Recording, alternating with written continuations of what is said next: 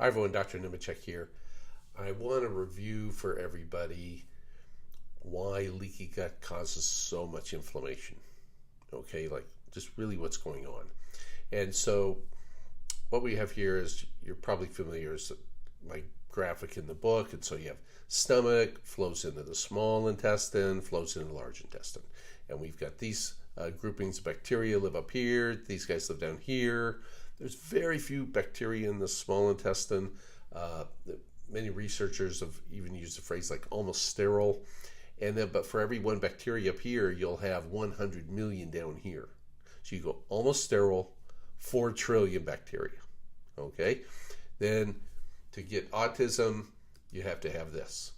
These normal bacteria in the wrong place. And when this happens, it's 1, maybe 2 species. Okay?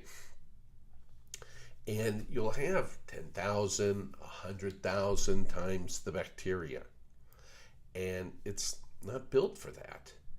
And stuff literally starts leaking through the seams. This process is called intestinal permeability or bacterial translocation, but in, the general public calls it leaky gut, which is a fine term anyhow.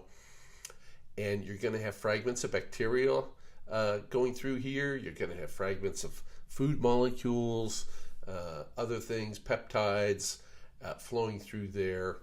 And I'm going to show you, we'll cut this away. Now, this round thing, this is the small intestine, kind of, it's a tube, we cut it like this. This is a mouse, all right? Ours is built the same, except for these villi in us are small, much smaller. They aren't this long. But nonetheless, you have very few bacteria up here. Remember, it's almost sterile. And so to prevent things from leaking, the barrier here is only 1 cell thick. It doesn't need to be very thick, all right? But the problem is, now it's not thick enough for when you have 100,000 times the bacteria. And literally this barrier stuff starts leaking through the seams. And when it leaks through back here on this backside, that's 70% of all the white blood cells in the body that will release inflammation into the bloodstream. These inflammatory chemicals called cytokines leak them into the bloodstream. If these cells come in contact with something that is not the person's proper tissue type. I mean, it's kind of like trying to reject a kidney in a transplant if it's not matched correctly. All right? These cells are going to react to fragments of bacteria. These cells are going to react to fragments of, heck, banana. If you do your allergy testing, all these allergy, these plasma mast cells are right there. And so the food you eat turn up positive in the allergy blood test. It's not that you have allergies, it's that you're leaking into the body. And if you have a mast cell disorder, people talking about that, and some doctors measuring these histamine levels and so forth and whatnot, 70% of the body's mast cells are right here. So you don't really have a mast cell problem.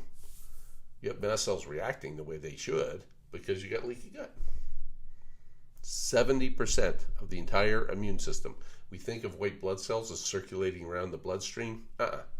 Most of them are right here, sitting in the tissue, just waiting to do their job. So that's why when you get this leaky gut, you get this massive release of inflammatory stress. And if we are not successful at getting the gut like this, people don't recover, whether you're a child or an adult.